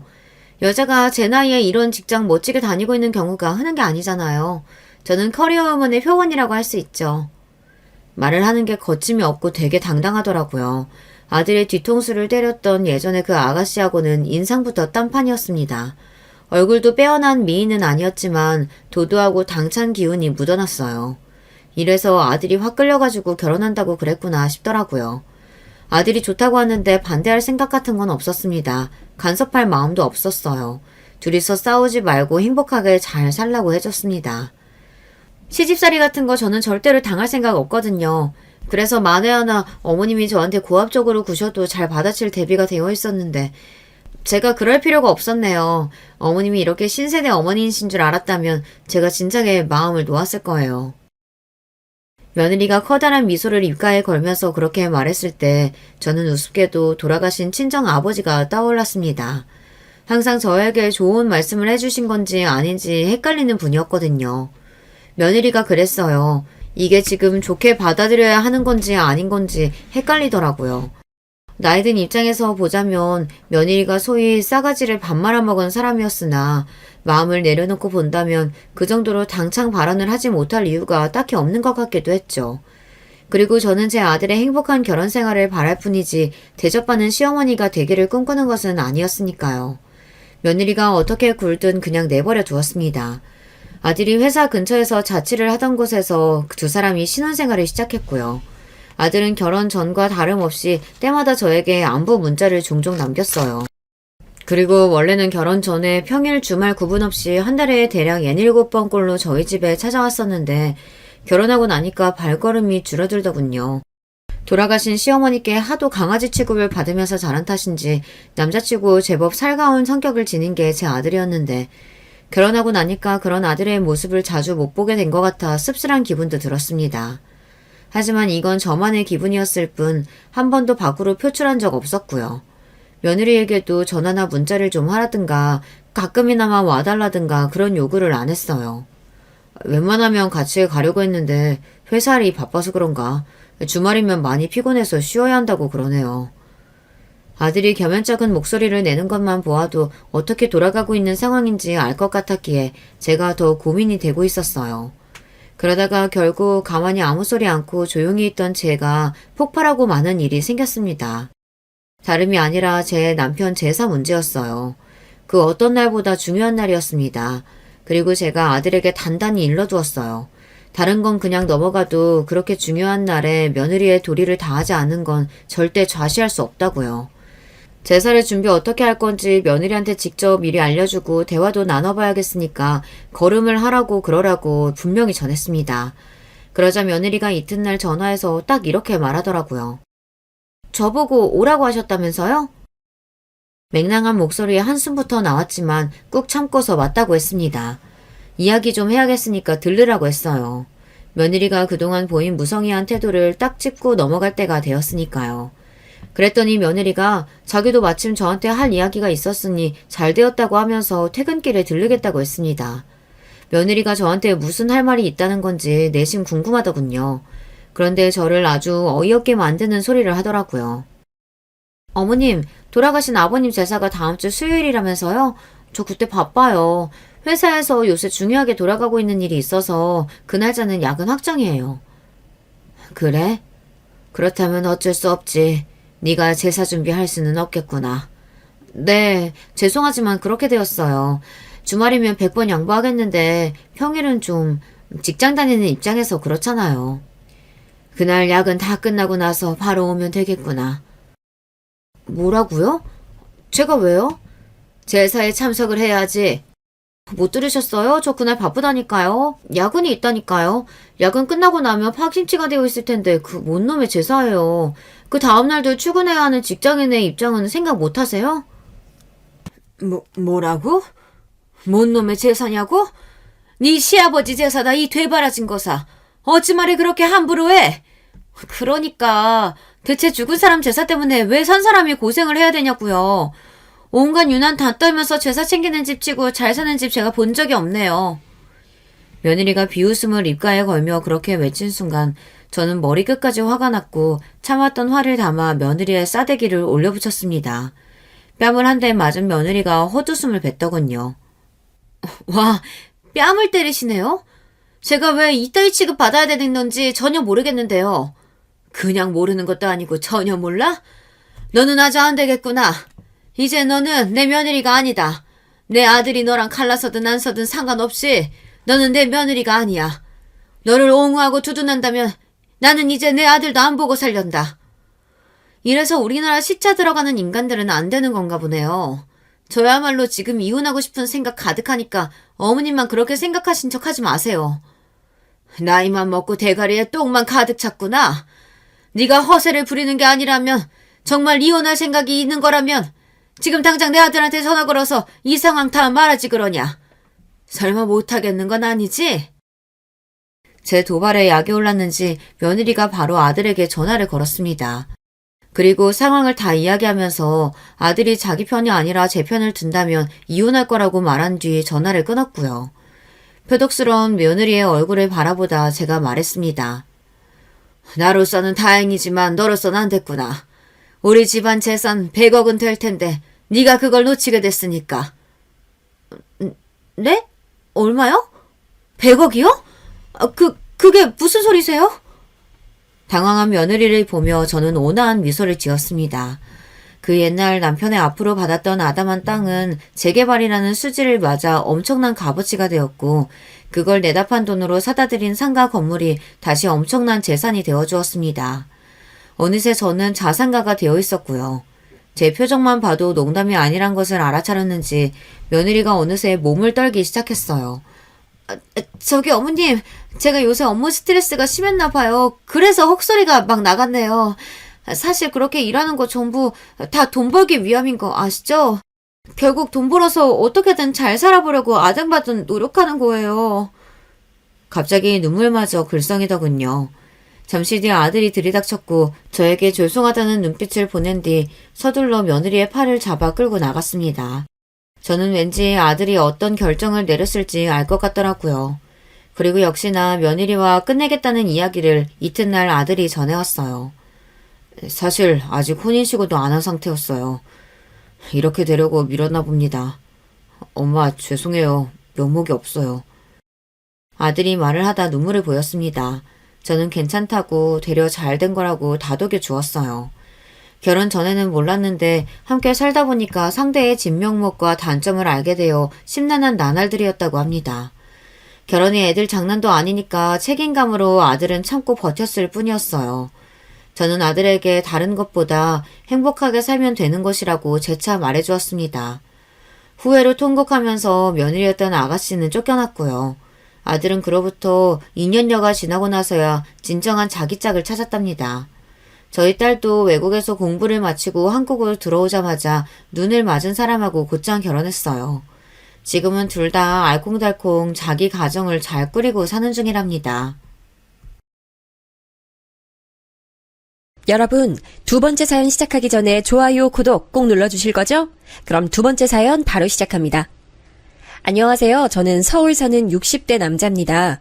날씨가 언제 여름 날씨가 됐나 싶은데 이제 또 가을 날씨가 되겠죠? 저는 여름에 유독 인생에서 큰일이 많이 일어나는데요. 그래서 여름이 다가오면 마음이 싱숭생숭합니다. 이번에도 어김없이 날이 더워지니까 이런저런 생각이 많이 나서 사연을 제보하게 됐어요. 여름 되면 유독 생각나는 사람이 있기도 하고요. 바로 제 사연을 시작하겠습니다. 저는 매우 가난한 농부 아들로 태어났어요. 사실 제 나이대 사람들은 대부분 가난한 어린 시절을 보냈을 거예요. 다들 배고픈 시기였고 저 또한 그랬습니다. 그래도 전쟁 중에도 사랑은 꽃 피운다고 하죠. 첫눈에 반했던 여자가 있었는데 그 여자에게 열렬한 구애를 했어요. 저는 당신하고 결혼할 마음 없다니까요. 그만 따라오세요. 그 여자는 제 관심이 부담스럽다며 대놓고 퇴짜를 놓기도 했어요. 하지만 10번 찍어 안 넘어가는 나무 없다고 하죠. 어린 나이의 패기로 계속 여자에게 들이댔고 그렇게 우리는 연애부터 결혼까지 하게 됐습니다. 사실 저는 가진 게 아무것도 없었어요. 우리 집은 너무 가난해서 먹을 것도 변변치 않았거든요. 친정도 딱히 잘 사는 편은 아니라 아내와 저는 신혼 때부터 넉넉지 못한 생활을 했습니다. 그래도 둘 사이 문제는 없어서 금슬은 좋았어요. 그리고 결혼 후 저는 택시기사 직업을 가지게 됐습니다. 아내와 저는 가난해도 서로 사랑했기 때문에 서로를 보며 버텼어요. 여보, 이거 얼음물인데 오늘 날씨 너무 더우니까 들고 가. 그리고 이따 배고프면 집에 와서 밥 먹고 가요. 알겠지? 식당 밥도 맛있지만 내가 해준 밥이 건강엔 더 좋아. 알겠어. 당신이 항상 이렇게 챙겨줘서 나 너무 행복해. 당신하고 결혼한 게 내 인생 최고의 선택이야. 사실 택시로 버는 돈은 전혀 넉넉지 않았습니다. 아내와 저는 결혼하고 바로 아이를 가지게 되어서 돈을 벌어도 계속 부족했어요. 가난한 형편에 임신한 아내를 먹이려고 제 밥도 굶으며 일했던 기억이 납니다. 월세를 겨우 내고 나면 딱 죽지 않고 살 수 있을 만큼의 돈이 남았어요. 하루 벌어 하루 먹고 살았다는 표현이 정답이네요. 그렇게 장남이 태어났고 3년 뒤 공주님이 태어났습니다. 아빠, 조심히 다녀오세요. 아빠, 힘내세요. 아무리 힘들어도 아이들 응원을 받으면 저절로 힘이 솟아나는 신기한 경험을 하기도 했죠. 아마 대한민국 아버지들이라면 다 이런 경험 한 번쯤은 있을 거라 생각합니다. 없이 살아도 행복했던 시절이죠. 아무리 진상 손님이 있어도 집에 가서 아내와 아이들을 보면 그런 안 좋은 기억이 사라지곤 했습니다. 그래서 내가 시장에서 500원 깎아서 이 콩나물 사왔어. 내가 너무 갈 때마다 깎으니까 나중엔 주인 아줌마가 내 눈을 피하더라. 근데 나는 그 모습이 너무 웃긴 거 있지. 아내는 생활력이 매우 좋은 사람이었어요. 제가 벌어오는 돈이 많지 않으니 그 선에서 모든 걸 해결했고 적금까지 들었죠. 지금 생각해도 그런 아내를 얻은 건 제 인생 행운이었습니다. 아내는 현명하고 차분하고 똑똑한 사람이었어요. 인간 대 인간으로 배울 점이 정말 많은 사람이었죠. 그렇게 우리 부부는 큰 싸움 없이 행복하게 아이들을 키웠습니다. 아이들도 다행히 자라면서 큰 사고를 친 적이 전혀 없어요. 그 무섭다는 사춘기도 조용히 지나갔죠. 아빠, 엄마, 저 대학 합격했어요. 아, 너무 기쁘다. 제가 그렇게 가고 싶어 했던 서울에 있는 유명 대학교예요. 뭐라고? 아이, 내 아들 정말 장하다. 아빠랑 엄마가 그 흔한 과외도 제대로 못 시켜줬는데 항상 고맙다. 아니에요. 엄마 아빠가 저를 얼마나 사랑으로 키워주셨는지 저 알아요. 돈 주고도 못 산다고 하는 그 행복 저는 이미 가지고 있잖아요. 내 아들이지만 너무 자랑스럽고 기특해. 우리 선영이도 무용 열심히 하자. 알겠지? 너희는 걱정하지 말고 하고 싶은 거 다 하고 살아. 저는 전생에 어떤 삶을 살았기에 이런 보물 같은 아내와 아이들을 얻었는지 모르겠어요. 장남은 공부를 매우 잘했습니다. 다른 아이들처럼 고급 과외를 시켜주지 못해 항상 미안했어요. 하지만 보란듯이 혼자 공부해서 서울에 있는 유명 대학에 입학했죠. 딸은 무용을 어렸을 때부터 잘하고 좋아했어요. 그래서 무용을 전공하고 있었죠. 제가 아무리 택시를 몰며 힘들게 일하다가도 아이들을 생각하면 갑자기 힘이 났습니다. 그만큼 우리 가족은 서로를 믿고 의지하고 사랑했어요. 그때 저는 제 인생이 평생 걱정 없이 흘러갈 거라 생각했네요. 하지만 그 생각은 정확히 아들이 대학에 입학했던 여름에 깨졌습니다. 그날은 눈을 떠보니 병원이었습니다. 고속도로를 달리고 있었는데 아주 큰 트럭과 부딪혔던 기억이 마지막이었죠. 여보, 이게 무슨 일이야? 나 당신 죽는 줄 알았어. 당신 지금 한 달 만에 눈 뜬 거 알아? 깨어나줘서 너무 고마워. 살아줘서 고마워. 나 당신 없인 하루도 못 살아. 아내가 눈뜬 저를 부여잡고 울고 있었어요. 정신 차리니 갑자기 온몸에 고통이 오더라고요. 근데 무언가 감각이 이상하다고 느껴졌죠. 허전한 느낌이 들었고 있어야 할 게 없었습니다. 이상한 느낌에 고개를 들어 다리를 봤더니 제 오른쪽 다리에 깁스가 되어 있었어요. 의사가 들어와 제 몸에 관해 설명했습니다. 일단 환자분 깨어나신 것부터가 기적이에요. 아내분이 지극정성으로 기도하시더니 결국 깨어나셨네요. 근데 안 좋은 소식이 있습니다. 지금 보시면 아시겠지만 오른쪽 다리를 절단하게 됐습니다. 저희도 최대한 건들고 싶지 않았는데 사고가 워낙 커서 안타깝습니다. 의사 말을 들어보니 제 사고는 생각보다 아주 큰 사고였어요. 목숨이 살아있는 게 오히려 신기할 정도의 큰 사고라고 하더라고요. 제가 병원에 입원했을 동안 아내가 옆에서 그렇게 돌봐줬다는 소리를 듣고 얼마나 미안하고 고마웠는지 모릅니다. 하지만 그런 마음과 동시에 막막함도 함께 왔어요. 저는 직업이 택시기사였잖아요. 사실상 직업을 잃은 거였죠. 물론 재활훈련하고 의족차면 운전이 가능할 수도 있었어요. 하지만 너무 큰 사고라 자동차 타는 것 자체가 무서워져서 심리적으로 힘들었습니다. 또한 다리뿐만 아니고 허리와 어깨까지 성한 곳이 한 곳도 없었어요. 그때부터 우리 가족은 매우 힘들어졌습니다. 아빠, 엄마가 밥 차려주고 갔어. 같이 밥 먹자. 나는 밥 먹고 도서관 가서 공부하고 올게요. 선영아, 아빠가 미안하다. 우리 딸 무용도 포기했다며. 아빠가 사고만 안 당했어도 우리 딸 하고 싶은 거 하고 살았을 텐데. 너무 미안해. 아빠, 그런 소리를 왜 해? 나 괜찮아.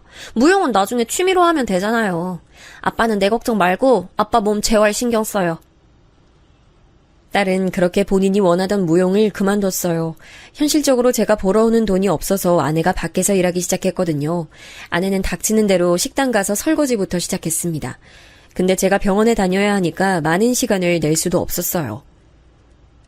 제가 휴학하고 돈 벌어서 조금이라도 집에 생활비 보탤게요. 현실적으로 우리가 어떻게든 가족이니까 똘똘 뭉쳐야죠. 안 그래요? 그렇게 말해주니 아빠가 고맙고 미안하다. 우리 가족이 화목해서 얼마나 다행인지 모르겠어. 장남까지 휴학해서 돈을 벌며 생활비를 보태도 턱없이 부족했어요. 병원비가 생각보다 많이 들었거든요. 그리고 장남이 군대에 가자 현실적으로 더 어려워지기 시작했습니다. 결국 딸은 고등학교를 졸업하고 대학에 가지 못했어요. 바로 동네에 있던 옷가게에 취직해서 돈을 벌었죠. 저는 그런 가족들을 보며 죄책감에 사로잡혔습니다. 물론 저도 사고 피해자였고 제가 잘못한 부분은 없었지만 그냥 미안했어요.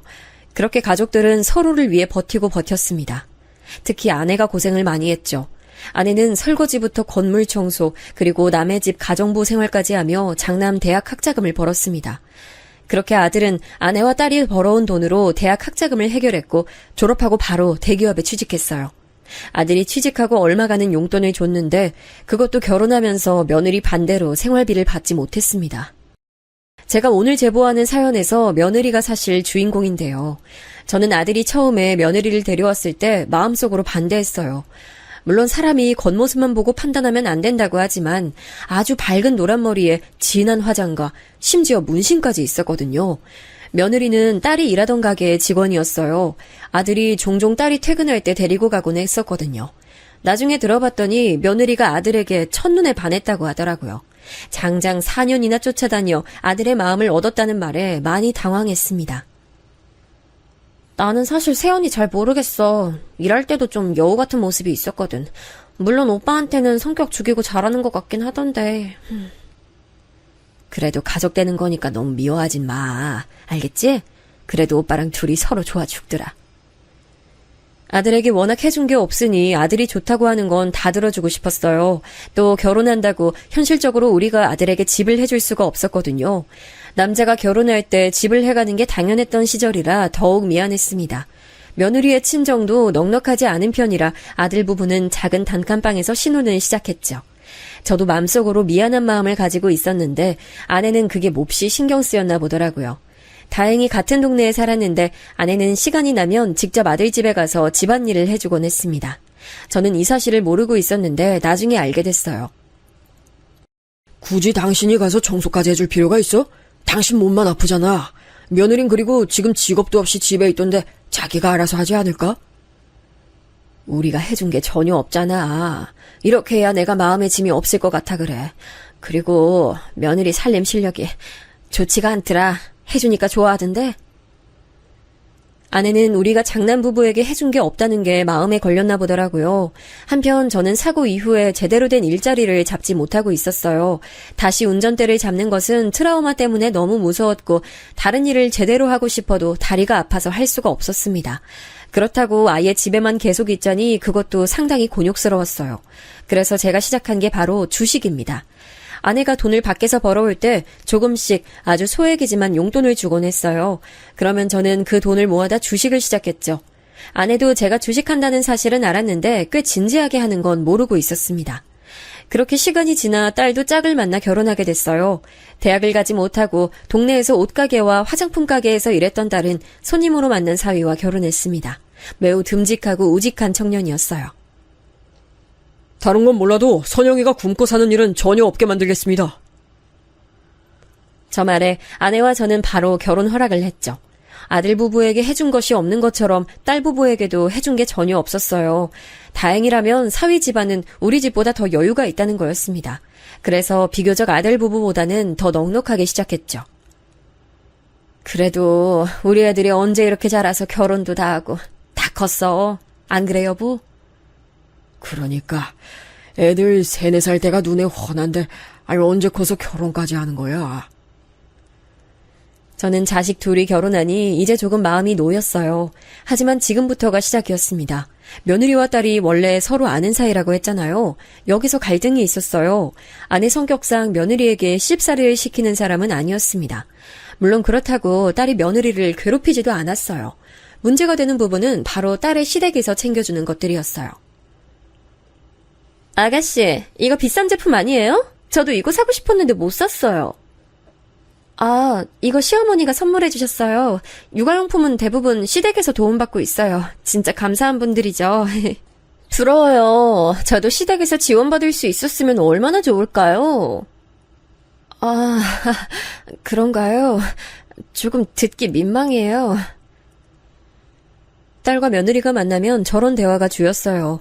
나중에 딸은 불만이 생겨 며느리가 없을 때 저와 아내에게 불만을 토로하기도 했습니다. 우리 집 사정 다 알고 결혼한 것도 새언니잖아. 뭐가 그렇게 불만인지 모르겠어. 그럼 돈이 그렇게 좋으면 자기가 나가서 일하면 되는 거 아니야? 오빠가 벌어오는 돈 집에서 가만히 있으면서 왜 저래?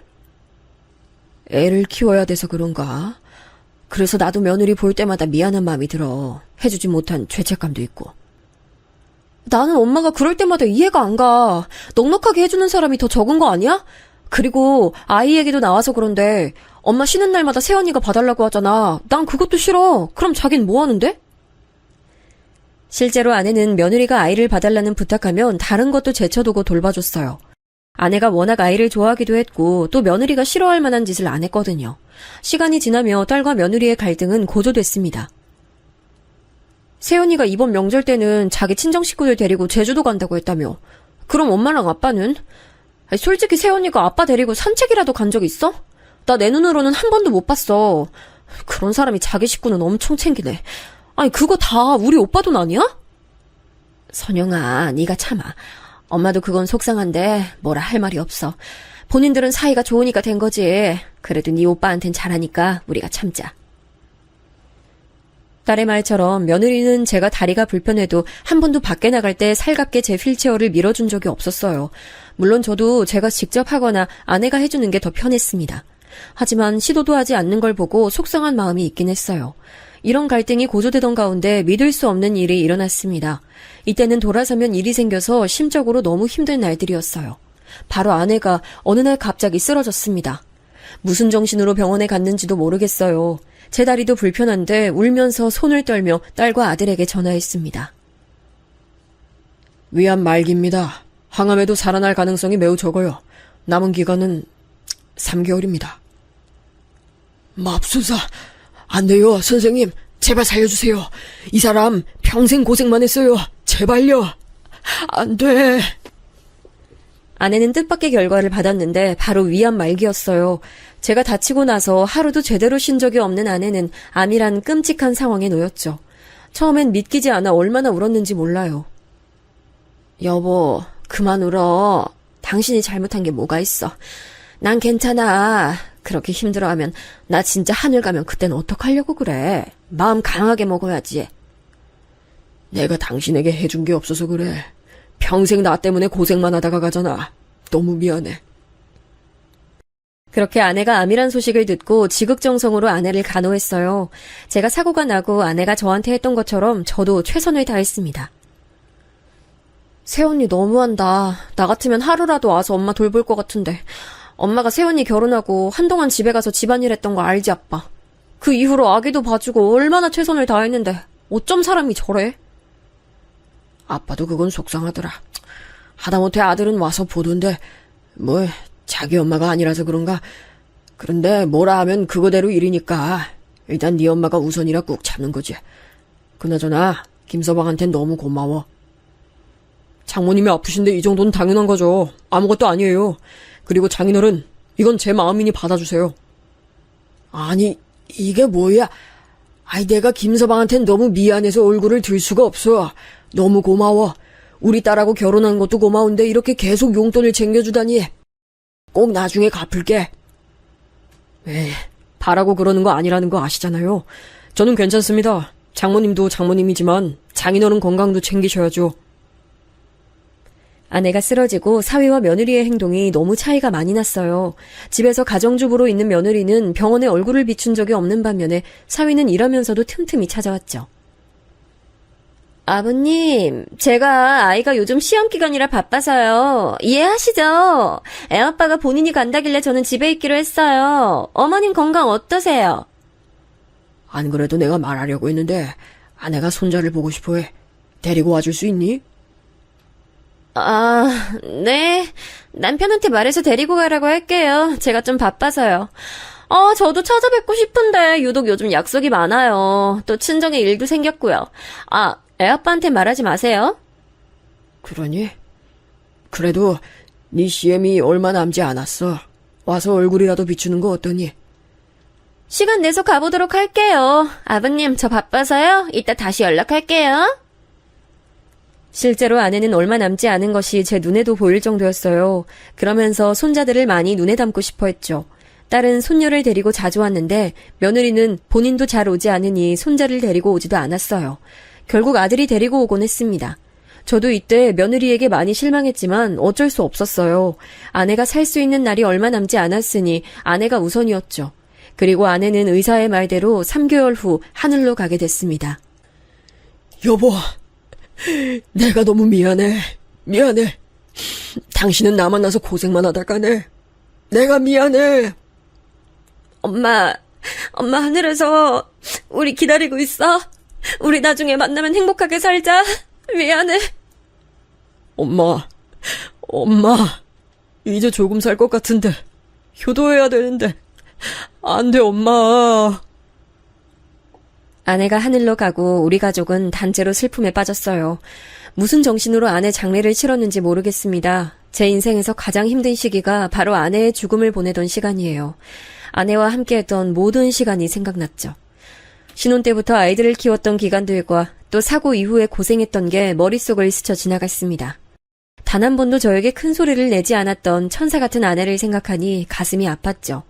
택시기사로 돈을 벌 때는 적은 돈을 가져다 줘도 한 번도 불평하지 않았습니다. 이런 사람 만나서 가정을 이뤘다는 게 자랑스러웠죠. 제가 다치고 나서도 집에서 우울하게 있을까봐 매일 데리고 나갔거든요. 그런 아내가 옆에 없다는 사실을 깨달으니 하염없이 눈물이 났습니다. 그리고 아내가 떠나고 저는 심하게 방황했어요. 아들도 딸도 결혼해서 나갔으니 집에 혼자 남겨졌잖아요. 아마 제 몸이 멀쩡해도 견디기 힘들었을 텐데 다리까지 이 모양이니 너무 힘들었어요. 밥이 넘어가지도 않아서 술로 연명했습니다. 그러다 슬픔을 못 이기고 쓰러지는 날이 많아졌어요. 아빠! 엄마 떠났는데 아빠까지 이러면 우린 어떡해! 제발 정신 차려. 나 너무 속상해. 아빠, 술 그만 드세요. 물론 마음은 이해 가지만, 안 되겠다. 선영아, 우리 누가 아버지 모실지 진지하게 얘기하자. 아버지 이대로 혼자 두면 안 될 것 같아. 난 솔직히 아빠 모시고 싶어. 근데 현실적으로 우리 집엔 이미 시어머니가 계시잖아. 오빠가 모시거나 아니면 오빠랑 내가 돌아가면서 아빠 집으로 자주 찾아가야 되는데. 자주 찾아가도 이렇게 술을 드시고 쓰러지면 우리가 그땐 너무 늦을 수도 있어. 새언니, 넓은 집으로 이사 가고 싶어 하지 않았어? 모시는 조건으로 아빠가 사는 집 팔고 그 돈으로 넓은 곳으로 가. 나 그 돈에는 절대 손대지 않을게. 약속할게. 딸과 아들은 제 거처 여부를 두고 대화했어요. 그리고 저는 딸의 말대로 사는 집을 팔고 그 돈을 아들 부부에게 주고 같이 살게 됐죠. 딸은 이미 시어머니를 모시고 살고 있어서 제가 갈 수가 없었습니다. 물론 이 결정을 내리고 며느리의 반응은 좋지 않았어요. 그럼 아가씨는 이 돈 절대 탐내지 않기로 약속해요. 저도 희생하는데 이 정도는 바랄 수 있잖아요. 그건 이미 끝난 얘기예요. 그리고 희생이라뇨? 어떻게 보면 정당한 거래죠. 누가 보면 공짜로 우리 아빠 모시는 줄 알겠어요. 뭐라고요? 지금 이 사건에서 제 의견이 있긴 했나요? 제가 반대하면 그땐 어떡할 건데요? 당신 한강 보이는 아파트로 이사 가고 싶다고 했잖아. 내가 혼자 버는 돈으론 절대 불가야. 아버지 집 팔고 우리 사는 이 전셋집 팔아야 겨우 들어가. 원하는 게 있으면 감수해야지. 마음대로 해. 그 대신 저한테 많이 바라지 마세요. 전 그렇게 세심하게 챙겨드리진 못해요. 나중에 서운하다고 하실까봐 미리 말씀드리는 거예요. 괜찮다. 어차피 나는 혼자 있는 시간에 익숙해. 같이 산다는 거 자체가 고맙지. 너무 안 좋게 생각하지 말고 우리 최대한 좋은 쪽으로 생각해요. 가족이잖아요. 며느리는 반응이 안 좋았는데 도저히 제 입에선 그러면 가지 않겠다는 말이 나오지 않았어요. 왜냐면 저도 이미 제 상태를 알고 있었기 때문입니다. 혼자 있으면 너무 외로워서 아내의 환상이 보일 정도였어요. 그렇게 아들 부부와 합쳐 살게 됐습니다. 근데 며느리와 같이 사는 게 생각보다 더 힘든 일이었어요. 아들이 일 특성상 출장이 많았거든요. 영업 분야라 집을 비우는 기간이 많았습니다. 또 출장을 가게 되면 수당이 많이 나왔어요. 아무래도 제가 같이 살게 됐으니 생활비가 알게 모르게 늘어났겠죠. 그렇게 집을 비우면 저는 며느리와 손자와 셋이 있었는데 손자가 학교에 가면 며느리와 둘이 있었습니다. 제가 다리가 불편하니 집에 주로 있는데 며느리는 그게 싫었나 봐요. 아, 몰라. 나 그래서 지금 시아버지 모시잖아. 아, 그러니까 내 팔자야. 아, 말도 마. 아, 몰라. 듣던지 말든지. 야, 그래서 이번 주나 다음 주에 만날까? 얼굴 보자. 아, 당연히 술 마셔야지. 얘가 무슨 소리 하는 거야. 이런 식으로 누가 봐도 제 욕을 하는 것이 맞는 통화를 계속하고 실제로 제게 눈치를 주기도 했습니다. 아버님, 방에만 있으면 답답하지 않으세요? 밖에 가서 산책도 하고 그러세요. 바깥 공기 쐬면 기분 좋아지잖아요. 그래, 알겠다. 이따 나갔다 올게. 혹시 필요한 거 있으면 말하렴. 사올게. 아, 그래요? 그럼 제가 장볼 리스트 드릴 테니까 좀 부탁드려요. 감사해요. 며느리는 제가 몸이 불편한 걸 알면서 꼭 매일 나가는 걸 강요했어요. 제가 만약 몸이 건강했으면 눈치가 보이니 나갔을 텐데 휠체어를 타니 움직이는 게 힘들었습니다. 혼자 힘들게 휠체어를 끌고 나갈 때마다 아내가 그리웠어요. 공원에 앉아 하늘로 간 아내를 그리워하며 눈물 흘리는 날도 많았습니다. 아버지, 요즘 밖에 많이 나가는 것 같던데 괜찮으세요? 음식은 입맛에 맞으세요?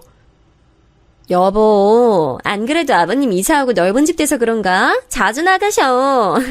워낙 주변 환경이 좋아서 그런가? 공원이 넓어서 나가서 앉아있으면 좋지. 나 피곤해서 이만 자야겠다. 아, 그러세요? 그럼 편히 주무세요. 자기야, 나가자. 아버님 피곤하시대. 요즘 부쩍 많이 나가셔서 그런가? 당신이 많이 챙겨주는 것 같은데 내가 항상 고마워.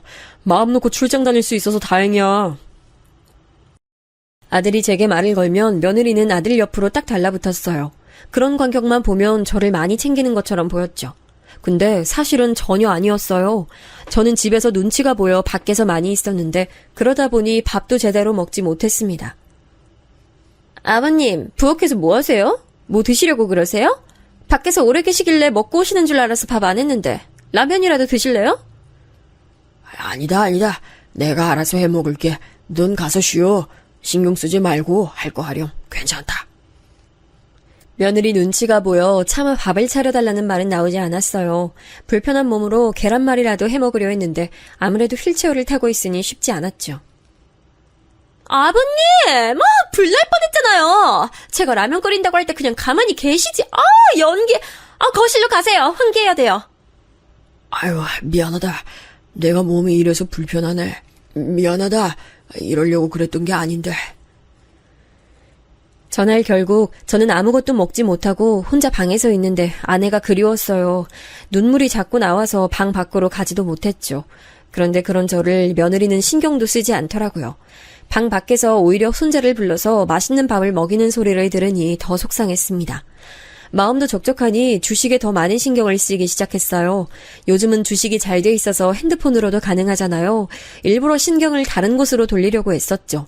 아픈 몸을 혼자 이끌고 나가는 것도 습관이 되니 편했어요. 혼자 공원에서 사람들을 구경하며 주식하는 게 제 낙이었습니다. 그러던 어느 날 딸과 사위가 저를 찾아왔어요. 아빠, 혼자 이렇게 맨날 나가는 거야? 새언니, 아빠 요즘 밥은 제대로 먹고 있는 거죠? 그럼요. 그럼 제가 아버님 굶길까봐 그러세요? 걱정 마세요. 제가 다 알아서 잘 챙기고 있어요.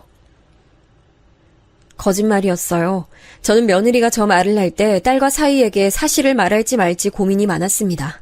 하지만 하지 않았어요. 저 때문에 가족 사이에 분란이 생기는 걸 원하지 않았거든요. 며느리는 딸이 다녀가면 노골적으로 불편한 티를 제게 내곤 했습니다. 혹시 아버님 아가씨랑 연락 자주 하세요? 제가 아버님한테 안 나가면 절대 안 된다고 한 적은 없잖아요. 아버님이 나가서 안 들어오시는 건데. 나는 딸하고 사위, 아들한테도 불만 말한 적 없어. 그럼 다행이네요. 근데 아버님, 제가 옆집 수지 엄마한테 들었는데요. 요즘 요양원이 그렇게 잘 돼 있다고 하더라고요. 그래? 그렇구나. 네. 뭐 들어보니까 오히려 혼자 이렇게 아버님처럼 집에 계시는 것보다 친구들도 있으니까 활발하게 지낼 수 있더라고요.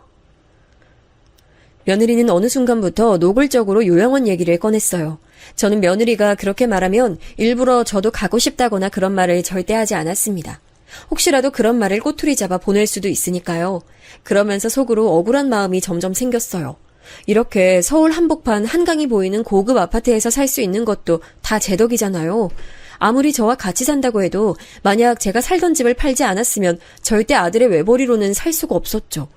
물론 시아버지와 함께 사는 며느리가 힘들 거라고 생각은 했지만 저는 객관적으로도 며느리를 힘들게 하지 않았습니다. 아버님, 오늘 제 친구들이 집에 온다고 해서요. 혹시 조금만 자리 비워주실 수 있으세요? 그래. 안 그래도 1시에 나가려고 했는데 친구들이 저녁까지 먹고 가니? 마침 남편 없어서 저녁은 먹고 갈 것 같은데 언제까지 있을진 저도 모르겠어요. 그러다 며느리 친구들이 우리 집에 온 날이 있습니다. 이날이 제 마음에 변화가 생긴 날인데요. 저는 며느리 친구들이 오후 3시에 온다길래 넉넉 잡아 밖에서 10시까지 혼자 있었어요. 혼자 공원에 앉아 사람 구경도 하고 배고파서 편의점에서 삼각김밥을 먹기도 했죠. 하지만 주식 시간대도 아니고 혼자 제가 뭘 하겠어요. 말동무가 있는 것도 아니고 슬슬 밤이 되니 춥기도 하더라고요. 그래서 밤 10시니까 다들 갔을 거라 생각하고 집에 들어갔습니다. 근데 며느리 친구들이 집에 가지 않았어요. 심지어 제가 놀랐던 건 친구라기에 당연히 여자들이 있을 줄 알았는데 남자도 여러 보였죠. 당황한 저를 보고 친구들은 술에 취한 상태로 며느리와 얘기하더라고요. 문을 닫아도 그들의 대화가 제 귀에 들렸습니다. 야, 너도 진짜 고생이다. 저런 시아버지를 모시고 살아? 난 돈 1,000억 줘도 못해. 얘는? 1,000억이 뭐냐? 고작 몇 억으로 내가 이런 고통 속에 산다. 나도 미쳐. 언제까지 이래야 돼? 야, 완전 너 성격 다 죽었다. 예전 같았으면 이러지도 않잖아. 아이, 진짜 착해졌네. 나도 내가 낯설어. 혼자 휠체어 끌고 다니는 거 안쓰럽기도 하면서. 모르겠어. 그냥 답답하기도 하고. 아, 요양원 보내고 싶어. 저 대화를 듣는데 속에서 열불 난다는 표현이 뭔지 알겠더라고요. 저도 그때 들었던 생각이 내가 과연 이렇게 사는 게 맞나 싶었거든요. 혼자 외롭게 고시원에 살아도 이것보다 마음이 편할 것 같았습니다. 그런데 술에 취한 채로 본인 친구들과 밤새 저러는 걸 보니 참을 수 없었어요. 제가 더 화가 났던 건 손자가 아직 초등학생이라는 점이었죠. 엄마가 원래도 저렇게 친구들을 집으로 불렀다고? 할아버진 전혀 몰랐어. 네, 할아버지랑 살기 전에도 아빠 없는 날엔 맨날 저랬어요. 가끔 10,000원 주면서 밖에서 최대한 늦게까지 있으라고 했어요. 그래서 다 놀았는데도 집 못 들어가고 놀이터에 앉아있기도 했어요. 저는 손자의 말을 듣자 참을 만큼 참았다는 생각이 들었습니다. 그렇게 다음 날이 됐어요. 아, 머리 아파. 어머, 아버님 안 나가셨어요? 언제 나가시라고요? 저 청소해야 되는데. 내가 알아서 하마. 어제 정연이 말 들으니까 이런 적이 꽤 있다고 하더라. 동네 사람들 보는 눈도 있는데. 그건 제가 알아서 해요. 제가 맨날 친구들 부르는 건 아니잖아요. 아버님도 만약 친구들이 있었으면 저처럼 초대하고 그러셨겠죠. 이렇게 밤새 술 마시며 놀진 않았을 거야. 대학생도 아니고 애도 있잖니. 지금 아버님 저한테 잔소리 하시는 거예요? 저 그럼 속상해요. 아버님 모시고 사는데 그런 말 듣는 거 상당히 불편해요. 며느리는 제게 대놓고 불만을 말하기 시작했어요. 무슨 정신으로 들었는지도 모르겠습니다. 아버님하고 같이 살면서 제가 밥도 더 하고 청소도 신경 쓰고 특히 화장실이요. 또 빨래도 그렇고 제가 희생하고 있는 거 모르세요? 아버님이 저한테 그러시면 안 되죠. 난 지금 네가 무슨 소리를 하는지 모르겠다. 집안일은 사람 일주일에 한 번씩 부르면서 무슨 네가 다 아는 것처럼 말하니. 내가 아무리 밖에 매일 나가도 알 건 다 알아. 근데 그게 아버님 돈으로 하는 건 아니잖아요. 제가 봤을 때 아버님은 심심하신 것 같아요. 그러니까 저한테 이러시죠. 맞죠? 요양원 어떠세요?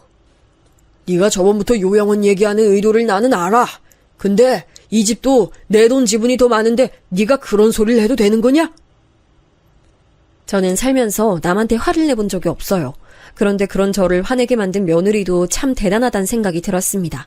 결국 며느리와 저는 대화가 싸움으로 번지게 됐어요. 자꾸 저한테 그러시면 제가 요양원 보낼 거예요. 요양원 가시면 친구분들하고 재밌게 놀 수 있어요. 아버님 오히려 좋으실걸요? 그렇게 좋은 요양원 그럼 네가 가라. 난 이 집에서 못 나가. 전 아픈 곳 없는데요? 아버님, 요즘은 예전처럼 며느리들이 참는 시대가 아니에요. 네가 뭘 참았다고 그래? 그리고 자꾸 돈 얘기하는데 그거 다 우리 아들이 혼자 열심히 번 돈이잖니? 그럼 저는 집에서 놀고 먹는 줄 아세요? 아기 키우고 아버님 돌보고 다 저도 할 일이 있는데 왜 그러세요? 그러면 아버님이 저한테 용돈을 좀 주세요. 아, 돈은 있으세요? 저도 며느리의 말에 결국 숨겨왔던 진실을 말하게 됐어요. 이렇게까지는 하고 싶지 않았는데 도저히 그동안의 며느리의 행패와 그날의 대화를 보니 참을 수 없었습니다. 뭐? 돈? 결국 돈 때문에 나한테 뜯어먹을 게 없으니까 네가 이러는 거네. 야, 나 지금 내 재산의 10분의 1도 안 줬어. 정신 똑바로 차려. 요양원?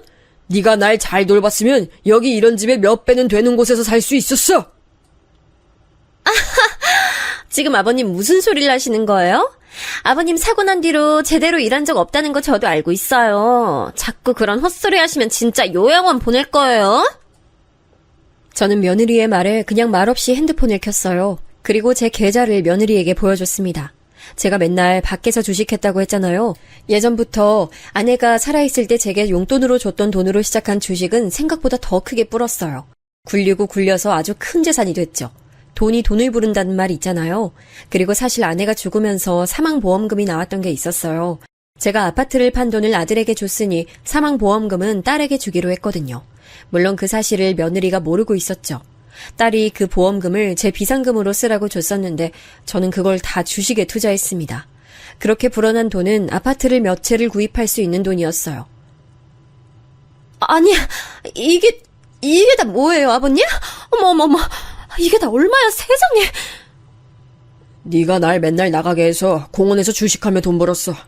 어떻게 보면 네 구박이 이렇게 나를 부자로 만들어줬네. 요양원, 됐어. 네가 나가라. 난 이거 절대 그냥 못 넘어가. 아들한테 다 말할 거야. 아버님, 제가 어제 술을 너무 많이 마셔서 오늘 아침에 과했던 건 인정해요. 하지만 아버님, 제가 잘못했어요. 제가 진짜 아버님한테 그러고 싶지 않았는데 너무 죄송해요, 아버님. 한 번만 다시 생각해 주세요. 며느리는 급기야 무릎을 꿇고 제 휠체어 앞에 앉아 빌었어요. 하지만 이미 뜬 제 마음을 되돌릴 순 없었습니다. 저는 그렇게 제 방에 와서 방문을 잠갔어요. 며느리가 밖에서 문을 두드리던 말던 신경 쓰지 않았습니다. 그리고 아들이 출장에서 돌아오던 날에 딸과 사위를 불렀어요. 그동안 며느리는 제 눈치를 보느라 평생 안 하던 짓을 하더라고요. 저한테 살갑게 대하거나 밥을 차려준 적도 없으면서 부랴부랴 갈비찜 같은 음식을 만들어서 주곤 했습니다. 저는 그 모습을 보고 마음이 풀리지 않았어요. 이미 제 마음의 결심은 확고했죠. 그리고 자식들 앞에서 그동안 있었던 일을 다 말했습니다. 이게 무슨 소리야? 새언니, 진짜 사람이 이래도 되는 거예요? 아빠 돈은 받고 아빠한테 구박이나 해요? 인생 그렇게 사는 거 아니에요. 인간이 어떻게 이래요? 집에 남자를 불렀다고요? 그리고 저는 아빠를 아내가 모시니까 너무 미안해서 일부러 출장 가서 돈을 많이 벌어다 준 건데 너무 실망했습니다. 아니, 당신 어떻게 이럴 수가 있어? 제가 오해야. 아버님, 제가 잘못했어요. 한 번만 봐주세요. 나는 그것도 모르고 매일 미안하다고 빌고 돈을 1원이라도 더 가져다 주려고 했는데 어떻게 사람이 이러니? 이혼하자. 나 더는 너랑 못 살겠다. 뭐? 이혼? 안 돼, 내가 잘못했어. 아버님, 제가 잘못했어요. 제발요. 듣기 싫어. 나보고 요양원 가면 친구도 많고 재밌을 것 같다고. 됐어. 어떻게 그런 말을 할 수가 있어요? 도대체 우리 집을 뭐라고 생각하는 거예요? 우리 오빠가 벌어다 주는 돈으로 놀면서. 난 진짜 당신이 그렇게 우리 아버지를 대할 줄은 상상도 못했어. 내 앞에서는 누구보다 효심 깊은 며느리인 척했으면서 어떻게 이렇게 배신할 수가 있어? 장남은 아예 모르고 있었습니다. 며느리가 아들한테는 저를 잘 챙기는 것처럼 말했더라고요. 그럼 아버지, 제가 홍삼 드린 건 드셨어요? 지방 출장 갔다가 몸에 좋다고 해서 그동안 음식 보낸 것들 아예 못 받으신 거예요? 난 네가 무슨 말을 하는지 전혀 모르겠어. 계란 후라이 하다가 데워 먹었다고 욕을 먹긴 했는데 며느리가 날 챙긴 적이 전혀 없어서. 도대체 내가 그동안 우리 아버지 챙겨준 게 다 어디로 간 거야? 오빠, 딱 보면 몰라? 본인 부모한테 줬겠지. 진짜 뭐 저런 인간이 다 있어. 당연히 제 자식들은 뒤집어졌고 그렇게 아들은 배신감에 치를 떨며 며느리와 이혼했습니다. 당연히 며느리는 끝까지 빌었죠. 아버님, 요양원 말씀드린 건 제가 너무 죄송해요. 진심이 아니었어요. 제가 그때 술에 취해서 그랬어요. 죄송해요. 저 이혼은 안 돼요. 제발요. 네가 한 번만 그런 것도 아니고 요양원 얘기를 몇 번을 했는데 내가 그걸 믿겠니? 됐다. 그렇게 좋아하는 친구들과 술 파티나 하러 가. 그리고 난 네가 우리 아내 병원에 있을 때 병문안 한 번 안 온 것도 마음에 안 들었어. 다 네 업보야. 그건 또 무슨 소리예요? 저한텐 엄마 보러 간다고 하면서 카드 받아가는데 도대체 진실이 뭐야, 당신? 알고 봤더니 며느리는 그동안 전적이 매우 많더라고요. 아들한텐 저와 아내를 챙기는 척하면서 뒤로 몰래 자기 몫의 쇼핑을 하거나 친정을 챙기기 바빴던 거죠. 그렇게 아들은 변호사를 선임해서 며느리와 이혼했어요. 제가 놀랐던 점은 바로 손자의 반응이었습니다. 나는 엄마 말고 아빠랑 살고 싶어. 엄마는 나한테 관심도 없단 말이야. 심지어 자기 자식까지 신경 안 쓰고 놀러 다니기 바빴던 며느리였죠. 이렇게 며느리를 우리 집안에서 없애니 가정에 평화가 찾아왔어요. 나는 알턴 이가 빠진 기분이야. 그동안 새언니 내가 그렇게 싫어했잖아. 여자의 촉이라고 해야 되나. 결혼 전부터 별로였어. 지금이라도 오빠가 갈라선 게 다행이라고 생각해. 저런 사람인 줄 전혀 몰랐지. 내가 사람 보는 눈이 없나 봐. 아버지한테 그렇게 대했을 줄이야. 난 이제 다 괜찮아. 우리 자식들이 그래도 내 편이라 마음이 놓여. 주식으로 번 돈으로 난 편안하게 노후 보내고 싶어. 우리 가족 그동안 고생 많았어. 이럴 때 너희 엄마가 살아있었으면 얼마나 좋았을까. 우리가 엄마 자주 찾아가면 되는 거지. 아빠, 너무 걱정 말아요. 그 뒤로는 아주 행복한 나날을 보내고 있어요. 공교롭게도 아내가 떠난 계절과 며느리가 이혼하고 나간 계절이 다 여름이네요. 그래서 날씨가 더워지면 생각이 많아지는데 올해는 그래도 행복하게 보낼 수 있을 것 같습니다. 제가 준비한 사연은 여기까지인데 재밌게 들으셨는지 모르겠어요. 그랬다면 참 좋을 것 같네요. 저는 하늘로 간 아내가 유독 그리워 이번 주에 찾아가려고 합니다. 이번 주엔 이런 얘기 저런 얘기 주고받을까 해요. 아내가 하늘에서 보고 있다면 좋겠네요. 말만 해도 참 그리워지는 아내예요.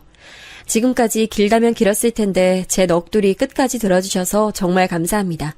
다들 건강 조심하고 항상 행복한 나날만이 있길 기원할게요. 소중한 사람과 그 행복 나눌 수 있길 바라겠고요. 그럼 안녕히 계세요.